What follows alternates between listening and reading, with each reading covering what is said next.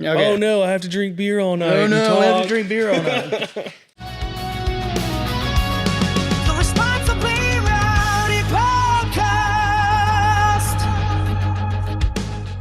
All right, gang. Welcome back to our second episode of the Responsibly Rowdy Podcast.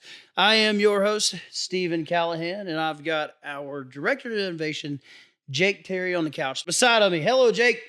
Hey guys, happy to be here. We have to do an opening cheers this time. Cheers. Cheers, baby. All right. Also, behind the scenes, I've got my main man, Cody Rhines, in the house. Cody and I have been friends for a very long time, and he just recently took on the role as CMO, and he's actually the brains behind the podcast. So welcome to the show, Cody. Our original podcast producer is somewhere in Gatlinburg with his family right now. Well, you are the new podcast producer and the one, the only. But anyway, so Jake, you are from this region, right? Yep. I'm from Morristown. Morristown, and then you went to the one and the only UT. That's right. Yeah, the one That's and the right. only UT. Go Vols. And so I went to Emory Henry and majored in biology and chemistry. Went to work at Eastman. Kind of give me kind of that snapshot, like that first 4 or 5 years after you got out of college. Yeah. Okay. Well, initially after I graduated from college, I graduated with a degree in food science. And right after that, I got my certificate in Brewing and Distillation Sciences. So food science, tell us exactly what that is. I mean, what do you do in food science school? Is that like a sit around the table and Well, it sounds like you just eat and hang out, doesn't it? eat and hang out, drink beer? Yeah. Well, that's what I do now. But in school, man, I actually went there because I thought I was going to go for like pre-dental. So I graduated with on the accelerated course for pre-dental. Wow. And then realized I took one summer and I shadowed a dentist, and I was like, "This is not for me, man." I can't say I blame you, Yeah. man. That's dentist is I think it would be a tough job, but I think you're in a better position now, man. Right. We get to have fun at work. But That's right. But it's really like it's pretty much a chemistry degree. I took Orgo 1 and 2 in both the labs. And it was really just a science degree. They have food science classes, and you have to take those all the way up to 400 level. And to be honest, those are the hardest classes I took at UT. Yeah. Where the food science classes, they're super in depth, and That's awesome, yeah. man. That's awesome. And then and so kind of what got you into being interested in becoming a brewer? Well, I actually had a desk job for a really short time right after I graduated college. And man, I didn't like it at all. Yeah. I just couldn't stand. Being a desk monkey is just not for me. Like a bird in a cage. That's right. Yeah. And I've seen you work here before, and I could not imagine you sitting at a desk for 8 hours a day. I can tell you that. You're like me. I can't stand still for 5 minutes. Yeah. So for me to be standing still for eight hours is crazy.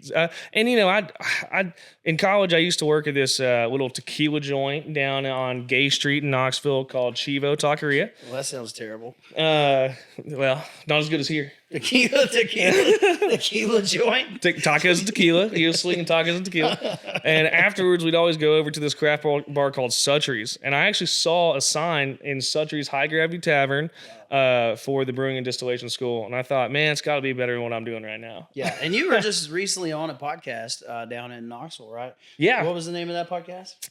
That was the Knox Brew Stories podcast. Dude, that was such a good podcast. You did a great job on that. But thank you. That guy actually founded that school down there, right? Did I hear that wrong? I think that one of the podcast hosts had gone to that school. Gotcha. and is now currently teaching one of the classes at that school. Cool. Yeah. And so coming out of Knoxville, you went to work at like a gigantic brewery in Athens, Georgia. Yeah, that's right. Terrapin Brewing Company is probably one of the largest in our area. Yeah. And they've got a 100-barrel brew system? That's right. 100-barrel brew system, fully automated Rolec, 5-vessel, Wow. and a huge farm of FVs Wow. ranging up to like, I think 300 barrel. Just rolling FVs. it out. So kind of put it in perspective. We're 30-barrel up here on the hill. Yeah. Yeah. And that's big for our area too. Yeah. And so, and we'll get back to that in a minute. But so you went to Terrapin, and what was it like kind of coming straight out of school and then going to like this gigantic brewery? Scary, man. I bet, man. Yeah. I bet. Yeah. You know, because we, Yeah. you know, we've all made mistakes in the brew house and in the distilling world, and I couldn't imagine what 100-barrel FV would do. Like, you know, that's not a day you want to be around. Or, No, absolutely not. And I've seen some stuff like that too. I really have. I've seen some absolutely crazy stuff there. Yeah, you probably just punch your ticket and not even care if you got your next paycheck. Just like, I'm out. Sorry, guys. Yeah, I got it. You're on the blacklist of brewing. Happy you survived the day. Yeah, I saw someone take off the tri-clamp, the wrong tri-clamp on the bottom valve of a 250-barrel FV, and it was pressurized up to 20 psi. And as soon as that person took it off, that valve went about 100 miles an hour, hit a stone brick wall, and exploded. That's crazy. Yeah, man. the sound I'll never forget. And Wow. to this day, I triple check my, my tri-clamp so I'm taking it off. That's not a lesson you're gonna forget. But so that was really, I mean, that was very useful in building your resume, and I'm sure it kind of helped continue to push you in the direction that you were wanting to go in. So you decided to move out to California. Yeah, 100%. Yeah, I kind of cut my teeth over in Athens and really learned what a brew house is capable of, learned how to cellar and some of the basic things, and decided that the Athens summers were just too hot for me to handle. Yeah. No doubt. So you went to somewhere with a great brewing culture and perfect weather. Well, yeah, 100%. San Diego. Right. And so 80 is a hot day in the summer over there. That incredible. was beautiful for me. Oh, wow. As a guy that's working in a lot of warehouses, that's a good summer. So you went to eventually ended up at White Labs out there, but you made a stop on your way out too. Yeah. I worked at Coronado for a while, just as a regular shift brewer, and then was the lead trainer. And from there, I had enough experience and educational background to land me the job at White Labs as the head brewer there. That's awesome. Now that's a big deal, man. You're the head brewer at basically, you know, kind of the NASA of yeast in the brewing world, right? Yeah. Well, I mean, yeah, it's an international company. They have a headquarters in San Diego, satellite company in Asheville, right in our backyard, and then one in Copenhagen, and that handles all the international deliveries. No kidding. Yeah, Wow, I yeah. didn't know they were in Copenhagen. That's Yeah, interesting. So while you were at White Labs, you know, kind of getting into some of the geeky science of things. Yeah. Obviously, you got to play with some things that are not readily available to other craft breweries, right? Yeah, 100%, man. You know, there's White Labs as a yeast company, they have a lot of experimental yeast there. It's an all non-GMO yeast, but there's a ton of them, and I was very lucky to be able to experiment with a ton of different yeasts and enzymes as well, because they're an enzyme manufacturer too. Yeah. So that was really crucial information. I brought some of that knowledge over here, and we're using some good enzymes here, and one of which is actually used in our Marker II Mexican Lager. Bingo. Which has cut down our carbohydrates per 12 ounces so that we can actually call it a low carb beer. Which the TTB really cares about you saying that. They care about you saying that. So Yeah. so we have a low carb offering, and it's actually one of our better selling beers. We just launched it this spring, right? Yeah. And it's called Marker II. We did a really good partnership with the Marker II Marina, Lakeview, out on the Boone Lake, and sold a lot of beer this summer. And 100%. in the meantime, we really dialed that recipe in, man. That's right. And man, what a great beer that is. And so while you were out in California, you also met somebody else, right? That's right. Yeah. Yeah. Tell us about that. Well, I met my wife, Alexa. She's born and raised San Diegan. Boom. San Diegan. Is that how you say it, Cody? Yeah, it's kind of like Nevada or Colorado. Like people from those places say Nevada and Colorado, but we say Colorado here. Not unlike people saying Appalachia instead of Appalachia. Well, it's here. obviously Appalachia here. Yeah, I got a bone to pick with people. Like Apple-achian. That's right. That's right. Aldo Raines from Gatlinburg, Tennessee. So I think most people in the country agree that San Diego is the correct pronunciation of that. Though. San Diego. You know what that's? It's Spanish. You know what that's is Spanish for? What's that? Saint Diego. Saint. I thought we were going Anchorman with that. I thought we were totally going Anchorman on that one. Oh man, yeah, and so kind of keeping us on track here. So we you get a really good kind of pedigree, build your resume, and then I guess I could be wrong about this, but the mountains started calling you back home. Well, yeah. Well, we mentioned Alexa already, and that was a huge driving force for me. And being from here, we were paying an arm and a leg for an apartment really close to the beach in San Diego, and it just wasn't sustainable. Yeah. So we got engaged in San Diego on Sunset Cliffs in Ocean Beach, Sounds which bougie. is bougie. Yeah, if you guys ever have a chance to go there. And yeah, it's fantastic. Awesome. So we got engaged, and that really got my wheels turning. And I was like, well, I'd have to really do something different to buy a house down here. Yeah. So having ties down here in Tennessee, and then actually I wanted to mention this to you. I had taken a tour with you and Scott. Yeah.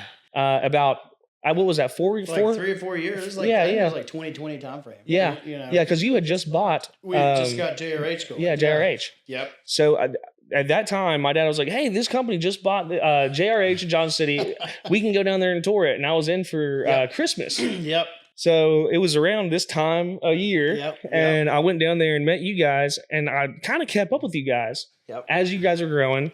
Heard about this facility in Bristol, and I was like, "This is too good of an opportunity for me to pass up." So it kind of just the stars aligned, and thank God they did, because Alexa got pregnant as soon as we got to Tennessee. Yeah, I mean, you didn't waste any time on that, bud. Yeah. so we love you, Alexa. Thank you for moving out to Northeast Tennessee, and it allowed us to have a great director of innovation here with Jake. But yeah, you definitely didn't waste any time. So you've been here about a year now, right? That's right. And so man, time flies. Time absolutely flies. So kind of talking about the culture out there in San Diego, it's basically kind of like Asheville on steroids in terms of the beer scene, I think, right? Would you kind of say it that way? Yeah, I would say so. 100%. It's definitely a craft beer capital of the country. You can say there's a couple of those areas, but San Diego's definitely one. Yeah. Classically, they had Stone Brewing Company. Yeah. Green Flash Brewing Company, and Ballast Point, which were at one time in the top 5 largest brewing companies in the United States. Wow. So, I think I read a book that said that, and then I was like, that's where I want to go. That's where you want to go, man. That's where you want to go. Yeah, I think that, there's some stuff to learn out there. Well, I think kind of getting into the unique opportunity that we have.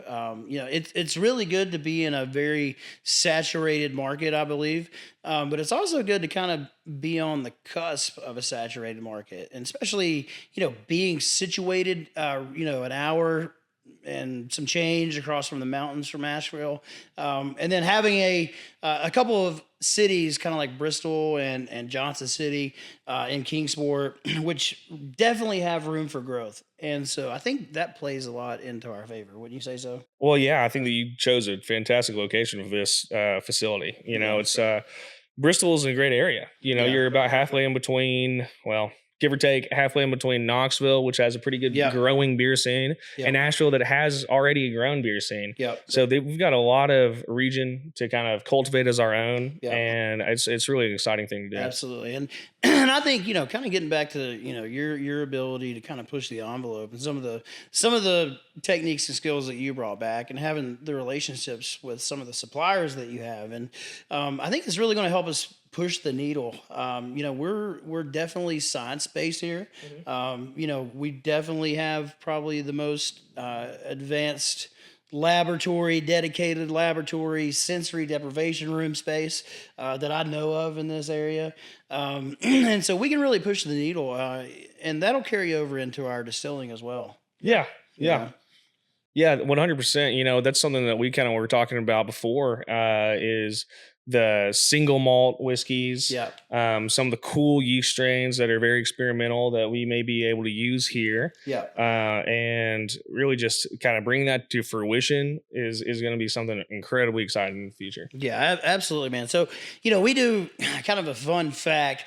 We do all this work in the distilling world for like 30% of the flavor profile. I mean, it's plenty of data out there that basically says, you get most of your, or 70% of your profile from the barrel itself. So the oak. And that's kind of funny because, the Irish and Scotch guys, they like to kind of talk crap about our whiskey, but then we have to remind them that they actually age their products in our barrels. Yeah.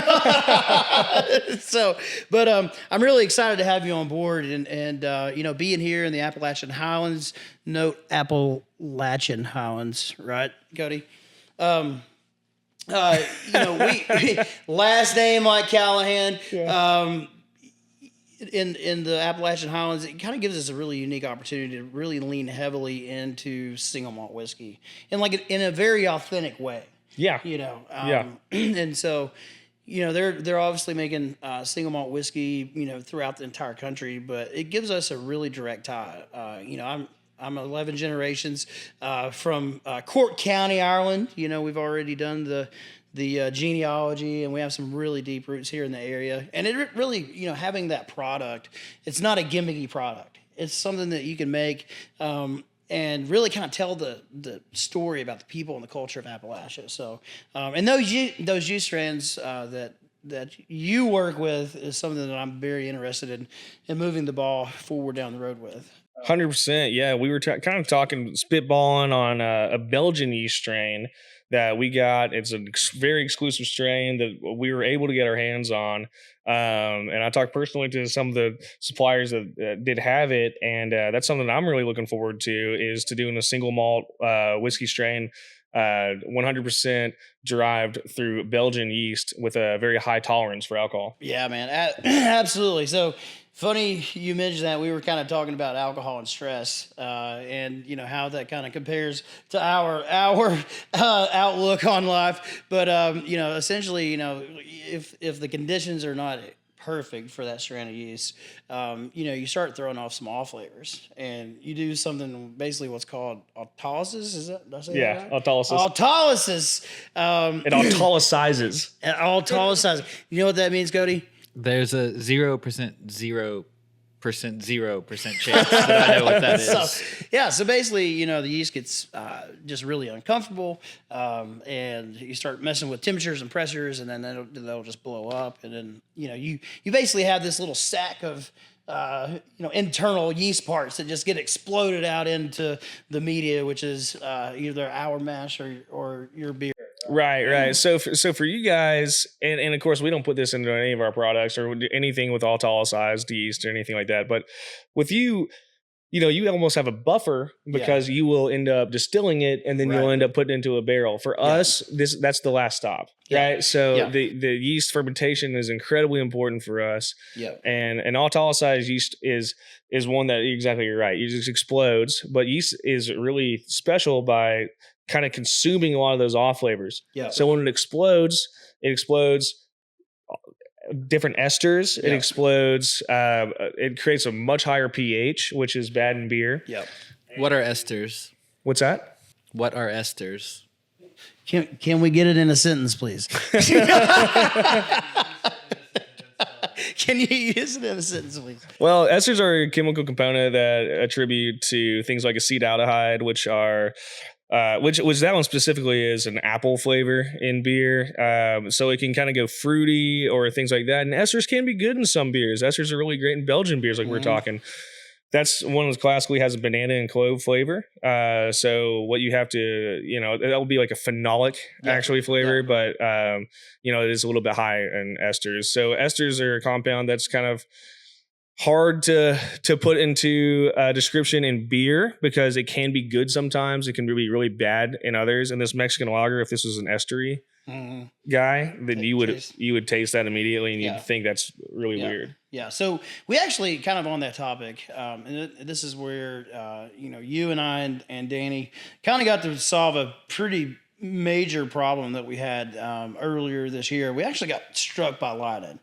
Yeah. Like twice. Basically, we've been hit by lightning twice since we've. So lightning does strike twice. It does strike twice in the anybody who's same taking- place, but it knocked our glycol chiller out back, and you and Danny had to do some like serious babysitting of beers, to make sure that we didn't have a complete loss of product. Not just from like kind of the financial point of, oh man, we just lost a bunch of beer, but also we wasn't going to have beer to serve at our bars, which it sucked even more, right? 'Cause Right. You don't want to not have beer when you come to a brewery. 100%. Yeah. There was two ways that I got affected, because one of the ways that like there was an issue with our glycol never turning off on one of them. And then that's actually how we created our Apple-achian Lager. Yeah. Apple-achian. So it's an apple lager. Way to bring that full circle. I like that. Great Good callback. job. Great callback. Good job, man. And so that's how we created that one, because what happened is we actually freeze distilled our Pilsner. So we were able to water that back and then serve that as our Pilsner, and it had virtually zero change in taste or flavor. Now the other half, that got watered back way too much because it stratified in the tank, and what ended up happening is we watered it back too much. It ended up being about 4.2%, where our Pilsner is 5.5. Yeah. So we can't sell it as Pilsner. Yeah. Right. So Yeah. we had to think about it and say, how can we save this one? We ended up making an apple lager, which ended up being a crowd favorite in Johnson City. Mm-hmm. When those college kids came back. Yeah, man. Yeah, absolutely. You They were guys drinking it up. crushed that, man. So, you guys worked with some purees, I think, or did you work with purees or? Yeah, that was an apple extract, actually. Apple that was extract, that was an apple extract which for a lot that of people one. wouldn't add to beer at all. Yeah, really, yeah. A lot of you people know. wouldn't add that one to beer, but we were trying something different. But, I mean, hey being a man, little you had experimental. the Bush apple, right? That was hot back then, and we're That's like, right. Like, hey man, let's try to make lemonade out of lemons, you know? Yeah, or So- apples out of apples. So that was one of the ones, and the other one was one of the tanks with the glycol actually got incredibly hot. It was recirculating. It was in the summer, so the glycol reservoir got up to 100 degrees, and that's no good for lager yeast. Yeah. So what happened to our Mexican lager is it stalled out. Yeah. And I think that maybe we had, 50% maybe attenuation, or maybe less than that actually. But our yeast had majority of that yeast had expired. Just expired. Yeah. Yeah. So what we did is we added a amylase enzyme to that, which is already current in this beer. Otherwise, I wouldn't have used it. But we were talking about those enzymes before. Mhm. Mexican lager has 3.5 grams of carbohydrate per 12 fluid Mhm. ounces. Yep.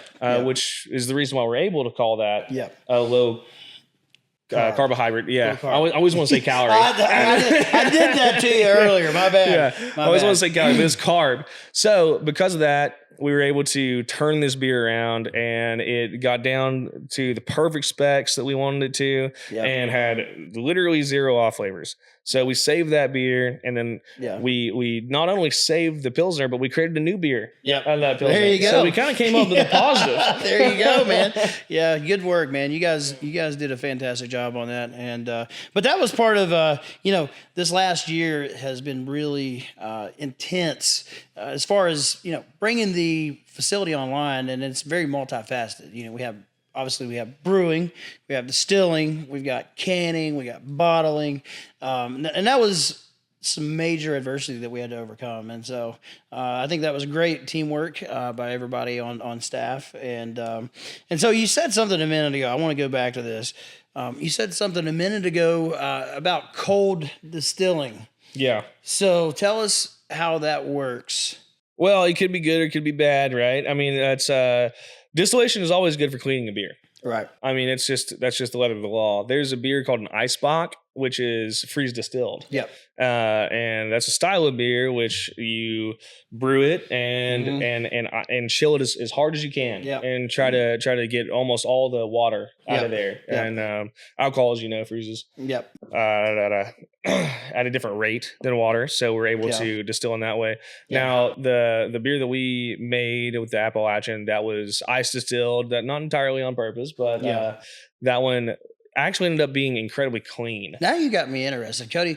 What what is the freezing point of, say, 95% ethanol? Because it's different on like beer, right? Because you guys were working with like a 5%. Yeah, that was like beer. 5.5. Yeah. The freezing point of 95% ethanol is actually negative 173 degrees Fahrenheit. Okay. Or for the Europeans that are listening, negative 114 degrees Celsius. And here, I'll give you actually a little tidbit fact on how you can calculate Celsius in Fahrenheit, similar to the mirror neurons fact from the other day. Like and subscribe for more information on that. Subscribe for more information on So, neurons. 16 degrees Celsius is 61 degrees Fahrenheit. Right. And you can move in either direction 2 degrees for all human temperature purposes. Yep. So, for example, 16 degrees Celsius is 61 degrees Fahrenheit. So 18 degrees Celsius is 70 degrees Fahrenheit. It moves for every 2 Fahrenheit, it moves 1 Celsius. Yeah, it's so not like degrees Celsius a would linear be scale. 59 degrees Fahrenheit. That's just a quick little Yeah. 16 to 61. And Yeah, then that's move into going to save me each a lot of direction. time because I'm always doing the mental math on 1.8 times whatever it is plus 32. And that's not very quick mental math for me. Just start with 16 Celsius, 61 Fahrenheit, and then move the same direction. Every 2 Fahrenheit is every 1 Celsius. Yeah. For a while. Yeah. And Cody is a professor, by the way. I teach brand stuff. He Unfortunately, I don't teaches teach brand stuff. I don't teach podcast Man, you make a production. hell of a math teacher, man. It's like give or take. So dude. kind of where I was going with that conversation. Thank you, Cody, for the fun fact. Where I was going with that conversation is, the art of distillation, or kind of the principle of distillation, is you're separating different compounds based off boiling temperatures, right? Or Right. I guess you could say freezing temperatures too. So for instance, alcohol boils at about 173, water boils at 212, and so you're essentially able to separate those alcohol compounds, based on boiling temperatures, which is kind of a safeguard for us compared to the brewing world. If we kind of let a batch run away, if the glycol system shits the bed or something on us, we can always distill it. We may not get the appropriate amount of heads or hearts or tails that we thought we were going to get, but at least we'll be able to pretty much save a batch. Now, we did screw up a batch a couple months ago. I don't know if you remember this or not, but we actually, the cooling system went down, and we couldn't cool the batch fast enough, and we had a terrible bacterial infection inside our cooker. Yeah, I do remember that. And I remember the smell of it. That's what I remember. Yeah, and it kind of is actually kind of like a sour mash whiskey at that I guess point. so, yeah. And we took the time to distill it and try to save it. We ended up with several hundred gallons of something. We ended up putting down the drain because we didn't want to waste the barrels and then sit on it for another 4 or 5 years to try the product. So Well, that's kind of something I'm going to have to brag on you and really Tennessee Hills in general is I've been working with a lot of larger companies that would have no problem sending out something that is not up to their quality standards, or maybe they would even blend it, right? A lot of guys, if something happens like that, you blend it, and that's just not the proper way to do things. And here we do take a little care. We're talking about saving batches, but that's when you can save a batch, right? That's not when it's unsavable, because I mean, you could spend what is the old saying? You can spend a lifetime building your reputation and tear it down in one bad beer or something, Cody. I don't know. That's what PR and crisis communications is for. Boeing Airlines would know nothing about that. That's funny. That's awesome. But yeah, so you've been with us for about a year now. Obviously, I want to talk about some of the beers that you brewed. We did the Mexican Lager 7-16. That's right. 7-16. Coincidentally, you and our head brewer, Danny Smith, were born on the same day, different year. and it was 7-16. That's right. What is the odds of that happening? Who knows, man? Yeah, we were sitting at the bar, I remember, and it was early on whenever I first met him, and I can't remember what he was talking about. I think it was his birthday plans or something like that. And I was like, when's your birthday? And he goes, July 16th. And I was like, no shit. Sorry. I was like, well, you know, that's what are the odds of that happening? Yeah. So of course we were like, we have to make a beer with that, and like immediately right after that, and I almost regret it, man, because now 7-16, great name, and of course one partial to me. Yeah, but wish we would have called it Birthday Suit. Damn it! That's awesome. That's awesome. Yeah. I think we could rename it if we wanted to. But 7-16 is a pretty unique beer, and it's a very true to style West Coast IPA. That's one thing. Would you say so? I would definitely say so, man. That's one thing that I noticed whenever I came here is a lot of guys. Well, of course I'm from here, but when I came back, a lot of guys that make West Coast IPAs here, it seems like that's just kind of like a catch-all term for a higher ABV beer. Yep. Here. And that's not really true. A West Coast beer, for at least in San Diego, is a beer that is incredibly light on the body. It's plated. Birthday Suit.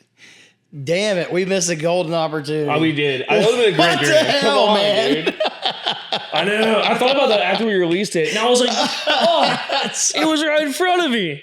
That's awesome. But sorry, all right, so West Coast. No, you're good, man. Hey, this guy talking bore anybody. It's like a minute to sink in. It's funny. So West Coast IPA is true to style would be a beer that is incredibly light in the body and has very, very, very high sulfates and chlorides, because that's what makes our hops really shine through is our water chemistry on that one. And then also you want to have like a good foam and head retention, and then obviously bitterness to it. Yeah. So guys here, a lot of times I'll see it is like they're using like sea malt, which is roasted malt. So they're darker beers, which is like not true to style, and like their Plato, which is the specific gravity of the beer. Yep. Would be higher, so the sugar content of the beer would be higher, and in the West Coast, like it's supposed to like dry your mouth out, right? And I think that we did a really good job of doing that. Our Plato is actually negative, so our specific gravity. So you're like all the way down. Yeah, you know, no. Right. Like, what does that mean? No mouthfeel in a beer, or does that mean? Well, it just means, yeah, pretty much mouthfeel. Yeah. But I'm talking to you like I know anything about beer. Specific gravity is I like beer. So do I. Specific gravity is on a scale of water. So true zero would be like 1 gravity, right?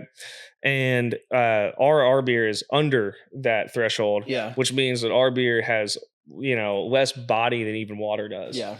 So I mean, that allows some of those hop characters to really just shine through and stuff. 100%. I mean, it's supposed to pucker your mouth, and it's for the true hop heads. Well, I think it's a great beer, baby. Good job, Jake. I really appreciate that. Cody's drinking it back there. Thank you for listening to the Responsibly Rowdy podcast. Don't forget, while you're listening, you can enjoy one of our canned beverages that you can find across all 3 of our locations, as well as many food cities and roadrunners across the Northeast Tennessee region.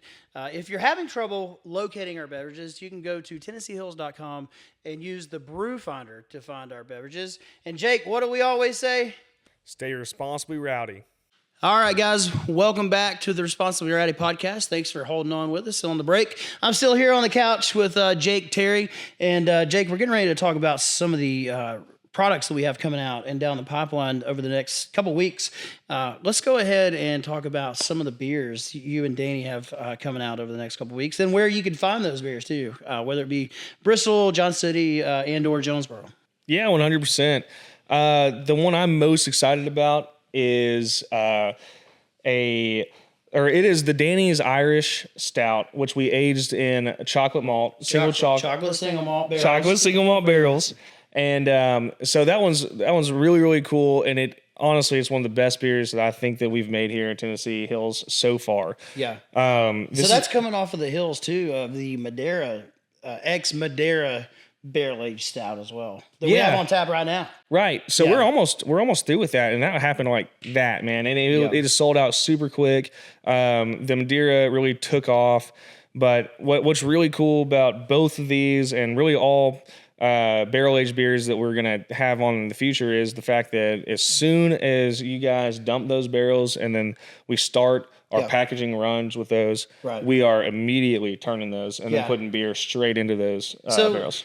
I'm glad you mentioned that because I forgot to talk about this earlier, and I'm only going to, Cody, give me like 30 seconds.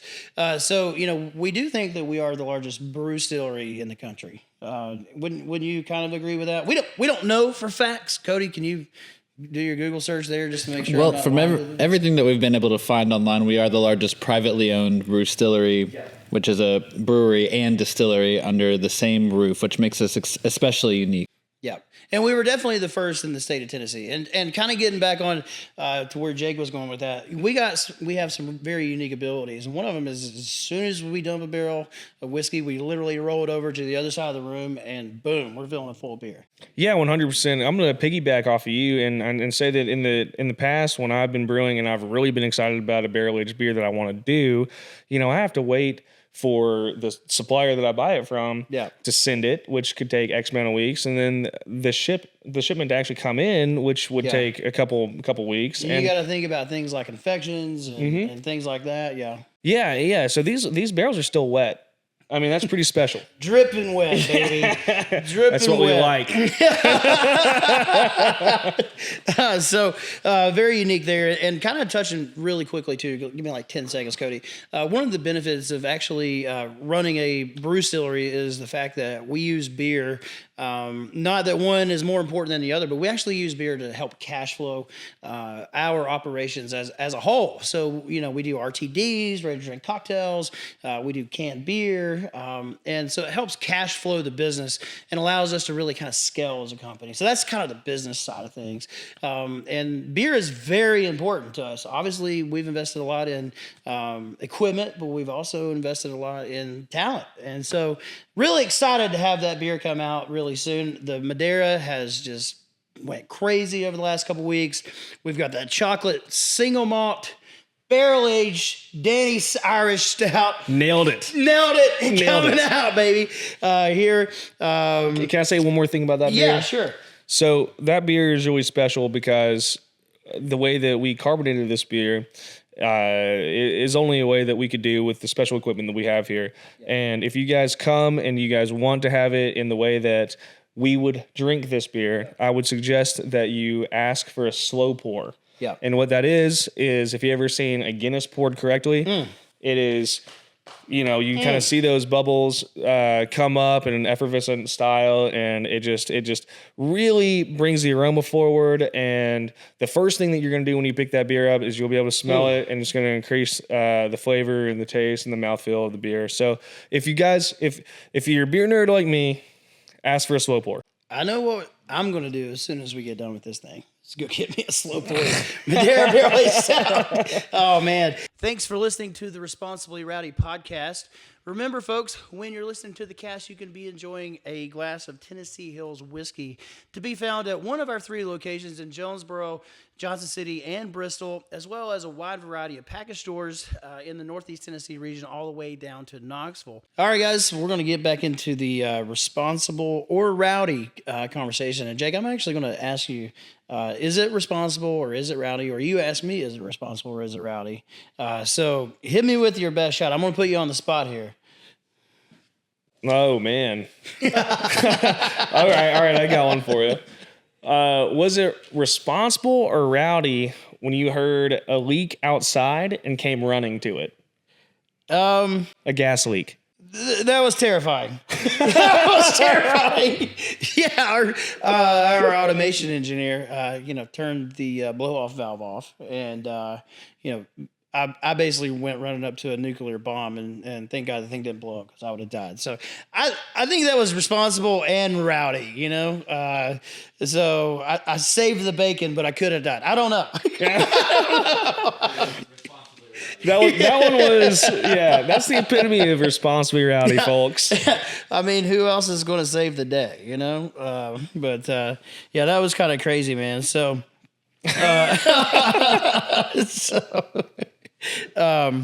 Yeah, what else have we done here, man?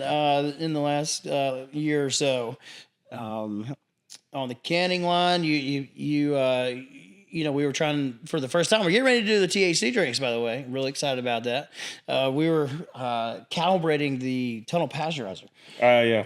And I was in my office on a Zoom call, and I started hearing World War III going on outside my office window over here. And Jake had, I guess we had some issues with the equipment. Yeah. And you guys were down there trying to handle, 200-degree cans, basically. Yeah. I would honestly say that one was rowdy. Yeah. Well, it was dramatic. It was super dramatic. Yeah. We had exploding cans, really hot cans, because we were dialing in the tunnel pasteurizer, which we hadn't dialed in yet, and so that was the first run of it, and we had really hot cans coming through because of we were in the personality of the tunnel pasteurizer. Yeah. Well, sometimes it's necessary to get it off the ground and learn how to fly it. 100%, man. I was freaking out. I was trying to figure everything out, like running around with my head cut off pretty much. And I see, one of our guys comes up to me, I'm not going to say who, and he says, watch this video. And it's two guys. One of them has a 200-degree super pressurized can and throws it up in the air, it just busts everywhere. And he's like, check it out! Wow, my god! And I'm like, Oh my god! So that was a rowdy one. Thanks for listening to the Responsibly Rowdy podcast. Make sure you like and subscribe anywhere you get your podcast from. Leave us a review. Let us know how we're doing, and hope to hear from you guys soon. The Responsibly